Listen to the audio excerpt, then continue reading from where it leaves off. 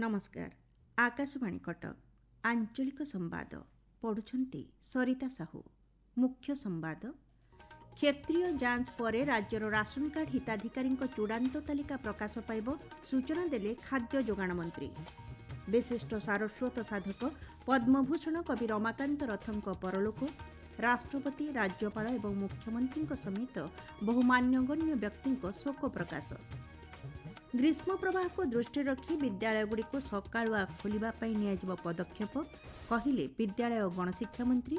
एवं टीकाकरणर गुरुत्व एवं ए संपर्क में जनसचेतनता वृद्धि लक्ष्य नहीं आज पालन करा जाउछि जातीय टीकाकरण दिवस।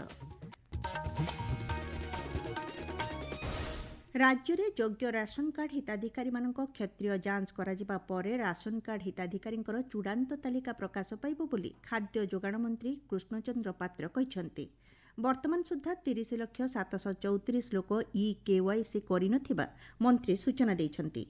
6,35,000 लोक पोर्टाल जरिए आवेदन करिसंति। वर्तमान सर्भे कार्य चलिथिबा बेले एप्रिल मास 15 तारिख सुधा यह शेष हेबो। नुआ पोर्टाल रे एबे सुधा 50,000 हिताधिकारी नूतन राशन कार्ड पई आवेदन करिसंति। संपूर्ण आवेदन सरिबा परे जांच प्रक्रिया आरंभ हेबो। तेबे हठात काहार राशन कार्ड कटा जिवो नाही बोली मंत्री कहिसंति। ई-केवाईसी रे एपर्यंत भी 30,734 लोक एपर्यंत ई-केवाईसी करनांती।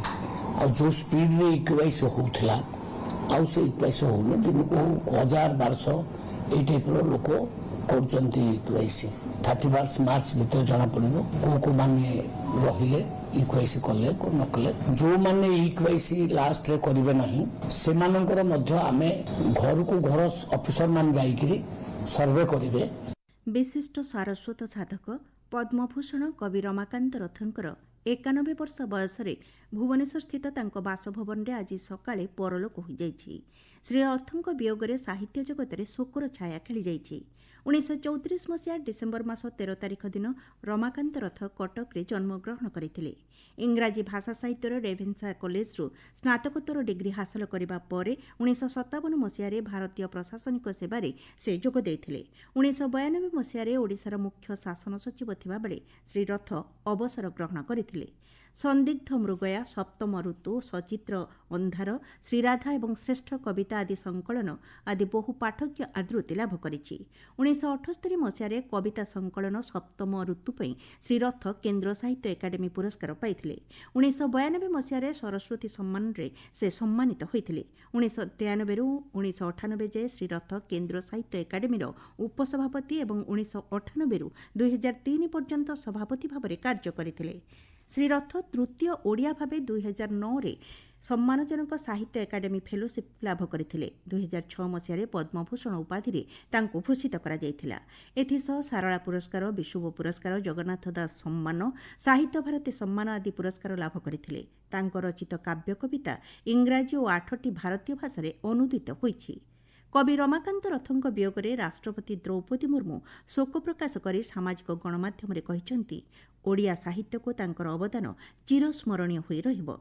कवि रमाकांत रथଙ୍କ वियोगरे राज्यपाल डॉ हरिबाबू कंभमपाटी दुख प्रकाश करने सह शोक संतप्त परिवारवर्गଙ୍କୁ समवेदना जणाइछंती। श्री रथଙ୍କ वियोगरे मुख्यमंत्री मोहन चरण माझी दुख प्रकाश करने सह साहित्य जगतरे एक अपूरणीय क्षति घटिला बोली कहिसंती। आसंताकाली पुरी स्वर्गद्वार रे संपूर्ण राष्ट्रीय मर्यादा सह शेषकृत्य संपन्न हेबो बोली मुख्यमंत्री सूचना दैछंती। केन्द्र शिक्षा मंत्री धर्मेन्द्र प्रधान रमाकांत रथଙ୍କ वियोगरे दुख प्रकाश करी कविता माध्यम ओडिया साहित्य जगत को श्री रथ सुसमृद्ध करिसंति बोली कहिसंति। श्री रथଙ୍କ वियोगरे बाचस्पति सुरमा पाढ़ी शोक प्रकाश करने सह भारतीय प्रशासनिक सेवा और साहित्य जगतरे से निजर स्वतंत्र परिचय सृष्टि करथिले बोली कहिसंति। उपमुख्यमंत्री कनकवर्धन सिंहदेव और प्रभाती परिड़ा श्री रथଙ୍କ परलोकरे दुख प्रकाश करी शोक संतप्त परिवारवर्गଙ୍କୁ समवेदना जणाइछंती। उच्च शिक्षा मंत्री सूर्यवंशी सुरस कवि रमाकांत रथଙ୍କ परलोकरे शोक प्रकाश करी तांको लेखारे आध्यात्मिक और आदिभौतिक कल्पनार व्यवहार देखा जाए बोली कहिसंती। ଉପମୁଖ୍ୟମନ୍ତ୍ରୀ କନକବର୍ଦ୍ଧନ ସିଂହଦେଓ ବଲାଙ୍ଗୀର ଜିଲ୍ଲା ପାଟନାଗଡ଼ଠାରେ ବିଭିନ୍ନ ଉନ୍ନୟନମୂଳକ ପ୍ରକଳ୍ପର ଭିତ୍ତିପ୍ରସ୍ତର ସ୍ଥାପନ କରିଛନ୍ତି। ସହରର କୁସୁମକାନୀରେ ଗ୍ରାମ୍ୟ ଉନ୍ନୟନ ବିଭାଗ ପକ୍ଷରୁ ହେବାକୁ ଥିବା ଗୃହର ଭିତ୍ତିପ୍ରସ୍ତର ସ୍ଥାପନ କରିଛନ୍ତି। ପରେ ଶ୍ରୀ ସିଂହଦେଓ ବରପଦରଠାରେ ପୂର୍ତ୍ତ ବିଭାଗ ପକ୍ଷରୁ 9 କୋଟି 6 ଲକ୍ଷ ଟଙ୍କା ବ୍ୟୟ ଅଟକଳରେ ପାଟନାଗଡ଼ ଓ ଖପ୍ରାଖୋଲ ବ୍ଲକକୁ ସଂଯୋଗ କରୁଥିବା ଦୀର୍ଘ 13 କିଲୋମିଟର ରାସ୍ତାର ଭିତ୍ତିପ୍ରସ୍ତର ସ୍ଥାପନ କରିଥିଲେ। ଆପଣମାନେ ଆଞ୍ଚଳିକ ସମ୍ବାଦ ଶୁଣୁଛନ୍ତି ଆକାଶବାଣୀ କଟକ କେନ୍ଦ୍ରରୁ। ରାଜ୍ୟରେ ଗ୍ରୀଷ୍ମ ପ୍ରବାହକୁ ଦୃଷ୍ଟିରେ ରଖି ବିଦ୍ୟାଳୟଗୁଡ଼ିକୁ ସକାଳୁଆ ଖୋଲିବା ପାଇଁ ପଦକ୍ଷେପ ଗ୍ରହଣ କରାଯିବ ବୋଲି ବିଦ୍ୟାଳୟ ଗଣଶିକ୍ଷା ମନ୍ତ୍ରୀ ଶ୍ରୀ ନିତ୍ୟାନନ୍ଦ ଗଣ୍ଡ କହିଛନ୍ତି। ରାଜସ୍ୱ ଓ ବିପର୍ଯ୍ୟୟ ପରିଚାଳନା ବିଭାଗ ସହ ଆଲୋଚନା କରାଯାଇ ସମ୍ଭାବ୍ୟ ପଦକ୍ଷେପ ଗ୍ରହଣ କରାଯିବ ବୋଲି ମନ୍ତ୍ରୀ ଶ୍ରୀ ଗଣ୍ଡ ସୂଚନା ଦେଇଛନ୍ତି। ବର୍ତ୍ତମାନ ଦିନକୁ ଦିନ ତାତି ବଢ଼ିବାରେ ଲାଗି ଏ ବିଷୟରେ ସରକାର ଅବଗତ ଅଛନ୍ତି। କେବେ ମର୍ଣ୍ଣିଂ ସ୍କୁଲ କରାଯିବ ସେଥିପାଇଁ ରାଜସ୍ୱ ବିଭାଗ ଅନ୍ୟାନ୍ୟମାନଙ୍କ ସହିତ ଆଲୋଚନା କରିବ। କେବେଠାରୁ କ'ଣ କରାଯିବ ତାପରେ ଆଲୋଚନା କଲା ପରେ ଆମେ ନିଶ୍ଚୟ ଏ ଉପରେ ପଦକ୍ଷେପ ନେବୁ। ରାଜ୍ୟରେ ବର୍ତ୍ତମାନ ସୁଦ୍ଧା 71,50,000 ଟନ୍ ଧାନ କିଣା ସରିଛି ବୋଲି ଖାଦ୍ୟ ଯୋଗାଣ ମନ୍ତ୍ରୀ କୃଷ୍ଣଚନ୍ଦ୍ର ପାତ୍ର କହିଛନ୍ତି। ସରକାର 76 ଲକ୍ଷ ଟନ୍ ଧାନ କିଣା ଲକ୍ଷ୍ୟ ଧାର୍ଯ୍ୟ କରିଥିବା ବେଳେ ବର୍ତ୍ତମାନ ସୁଦ୍ଧା 95% ଧାନ କିଣା ସରିଛି। ଏଥିସହ ରବି ଋତୁରେ ଧାନ କିଣା ପାଇଁ ଯୋଜନା ଚାଲିଛି ଏବଂ ଏଥିଲାଗି ଖୁବ୍ ଶୀଘ୍ର ପଞ୍ଜୀକରଣ କରାଯିବ ବୋଲି ମନ୍ତ୍ରୀ ସୂଚନା ଦେଇଛନ୍ତି। ଆସନ୍ତା 31 ତାରିଖକୁ ଧାନ କିଣାର ଶେଷ ଦିନ ଧାର୍ଯ୍ୟ କରାଯାଇଛି। ଟିକାକରଣର ଗୁରୁତ୍ୱ ଏବଂ ଏ ସମ୍ପର୍କରେ ଜନସଚେତନତା ବୃଦ୍ଧି ଲକ୍ଷ୍ୟ ନେଇ ପ୍ରତିବର୍ଷ ଆଜିର ଦିନକୁ ଦେଶରେ ଜାତୀୟ ଟିକାକରଣ ଦିବସ ପାଳନ କରାଯାଉଛି। 1995 ମସିହା ମାର୍ଚ୍ଚ ମାସ 16 ତାରିଖରେ ପ୍ରଥମ ଥର ପାଇଁ ଦେଶରେ ପୋଲିଓ ଟିକାକରଣ ଅଭିଯାନ ଆରମ୍ଭ କରାଯାଇଥିଲା। ସାମାଜିକ ଗଣମାଧ୍ୟମ ପୋଷ୍ଟ ଜରିଆରେ କେନ୍ଦ୍ର ସ୍ୱାସ୍ଥ୍ୟମନ୍ତ୍ରୀ ଜଗତ ପ୍ରକାଶ ନଡ୍ଡା କହିଛନ୍ତି, ଟିକାକରଣ ମାଧ୍ୟମରେ ଶିଶୁଙ୍କୁ ସୁରକ୍ଷିତ ରଖିବା ନିମନ୍ତେ ଲକ୍ଷ୍ୟ ରଖାଯାଇଛି। ସମସ୍ତ ରାଜ୍ୟ ସରକାର ଏବଂ ଉତ୍ସର୍ଗୀକୃତ ସ୍ୱାସ୍ଥ୍ୟକର୍ମୀଙ୍କୁ ଏହି ଅଭିଯାନରେ ସାମିଲ ହେବା ପାଇଁ ମନ୍ତ୍ରୀ ଶ୍ରୀ ନଡ୍ଡା ଆହ୍ୱାନ ଦେଇଛନ୍ତି। ପିଲାମାନଙ୍କ କ୍ଷେତ୍ରରେ ରୋଗ ପ୍ରତିରୋଧକ ଶକ୍ତି ବୃଦ୍ଧି ନିମନ୍ତେ 2014 ମସିହାରେ ମିଶନ ଇନ୍ଦ୍ରଧନୁଷ ଯୋଜନା କାର୍ଯ୍ୟକାରୀ କରାଯାଇଥିଲା। ଏହି ଯୋଜନାର ଲକ୍ଷ୍ୟ ହେଲା ଶିଶୁ ମୃତ୍ୟୁହାର ହ୍ରାସ କରିବା ଏବଂ ଶିଶୁମାନଙ୍କ କ୍ଷେତ୍ରରେ ବ୍ୟାପକ ଟିକାକରଣ କାର୍ଯ୍ୟ ହାତକୁ ନେବା। ଏହି ଯୋଜନାର ଅନ୍ୟତମ ଲକ୍ଷ୍ୟ ହେଲା 2 ବର୍ଷରୁ କମ୍ ଶିଶୁ ଏବଂ ଗର୍ଭବତୀ ମହିଳାମାନଙ୍କୁ ସମ୍ପୂର୍ଣ୍ଣ ଟିକାକରଣ କରିବା। ରାଜ୍ୟରେ ଥିବା ପୋଷଣ କେନ୍ଦ୍ରଗୁଡ଼ିକରେ ସବ୍ସିଡିରେ ରାସନ ମିଳିବ ବୋଲି ଖାଦ୍ୟ ଯୋଗାଣ ମନ୍ତ୍ରୀ କୃଷ୍ଣଚନ୍ଦ୍ର ପାତ୍ର କହିଛନ୍ତି। ଦିଲ୍ଲୀ, ଗୁଜରାଟ ଢାଞ୍ଚାରେ ଖୁବ୍ ଶୀଘ୍ର ପୋଷଣ କେନ୍ଦ୍ର ଖୋଲାଯିବ। 35ଟି ସ୍ଥାନରେ ପାଇଲଟ ପ୍ରକଳ୍ପ ଆରମ୍ଭ ହେବ। ଏଥିପାଇଁ କେନ୍ଦ୍ର ଓ ରାଜ୍ୟ ସବ୍ସିଡି ପ୍ରଦାନ କରିବେ। ହିତାଧିକାରୀମାନଙ୍କୁ ଏଥିପାଇଁ ସ୍ୱତନ୍ତ୍ର କାର୍ଡ ମିଳିବ। ବିଭାଗର ଏକ ଦଳ ଦିଲ୍ଲୀ ଓ ଗୁଜରାଟ ଯାଇ ସେଠାରେ ଚାଲିଥିବା ପୋଷଣ କେନ୍ଦ୍ରର ଅନୁଧ୍ୟାନ କରିବା ପରେ ପ୍ରତି ପଞ୍ଚାୟତରେ ପୋଷଣ କେନ୍ଦ୍ର ଖୋଲିବାର ଲକ୍ଷ୍ୟ ରଖାଯାଇଛି ବୋଲି ମନ୍ତ୍ରୀ କହିଛନ୍ତି। ତେବେ ମୁଖ୍ୟମନ୍ତ୍ରୀଙ୍କ ଅନୁମୋଦନ ପରେ ଖୁବ୍ ଶୀଘ୍ର ଚୂଡ଼ାନ୍ତ ନିଷ୍ପତ୍ତି ନିଆଯିବ। ଅନୁସୂଚିତ ଜାତି ଜନଜାତି ଉନ୍ନୟନ ତଥା ବିଦ୍ୟାଳୟ ଓ ଗଣଶିକ୍ଷା ବିଭାଗ ମନ୍ତ୍ରୀ ନିତ୍ୟାନନ୍ଦ ଗଣ୍ଡ ନବରଙ୍ଗପୁର ଜିଲ୍ଲା ଉମରକୋଟ ବ୍ଲକ ସ୍ଥିତ ଅନ୍ୱେଷା ଛାତ୍ରାବାସ ପରିଦର୍ଶନ କରିଥିଲେ।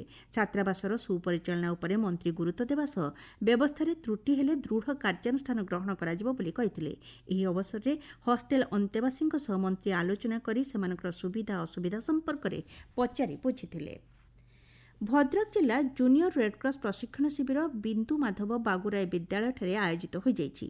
ଶିବିରରେ ବାସୁଦେବପୁର, ଭଦ୍ରକ, ବନ୍ତ ବ୍ଲକର 105ଟି ବିଦ୍ୟାଳୟରୁ ରେଡ୍କ୍ରସ ପରାମର୍ଶଦାତା, ଶିକ୍ଷକ ଏବଂ ଅଧିକାରୀ ଯୋଗଦେଇ ରେଡ୍କ୍ରସର କାର୍ଯ୍ୟଧାରା ସମ୍ପର୍କରେ ଆଲୋଚନା କରିଥିଲେ। ପାଣିପାଗ ରାଜ୍ୟରେ ପ୍ରବଳ ଗ୍ରୀଷ୍ମ ପ୍ରକୋପ ଅନୁଭୂତ ହେଉଛି। ଆସନ୍ତା 2 ଦିନ ପର୍ଯ୍ୟନ୍ତ କେତେକ ଅଞ୍ଚଳରେ ଗ୍ରୀଷ୍ମ ପ୍ରବାହ ନେଇ ଭୁବନେଶ୍ୱରସ୍ଥିତ ଆଞ୍ଚଳିକ ପାଣିପାଗ କେନ୍ଦ୍ର ପକ୍ଷରୁ ସତର୍କ ସୂଚନା ଜାରି କରାଯାଇଛି। ଝାରସୁଗୁଡ଼ା, ସମ୍ବଲପୁର ଏବଂ କଳାହାଣ୍ଡି ଜିଲ୍ଲାକୁ ଏଥିପାଇଁ ସତର୍କ ରହିବାକୁ କୁହାଯାଇଛି। ମୁଖ୍ୟ ସମ୍ବାଦ ପୁଣି ଥରେ। କ୍ଷେତ୍ରୀୟ ଯାଞ୍ଚ ପରେ ରାଜ୍ୟର ରାସନ କାର୍ଡ ହିତାଧିକାରୀଙ୍କ ଚୂଡ଼ାନ୍ତ ତାଲିକା ପ୍ରକାଶ ପାଇବ, ସୂଚନା ଦେଲେ ଖାଦ୍ୟ ଯୋଗାଣ ମନ୍ତ୍ରୀ।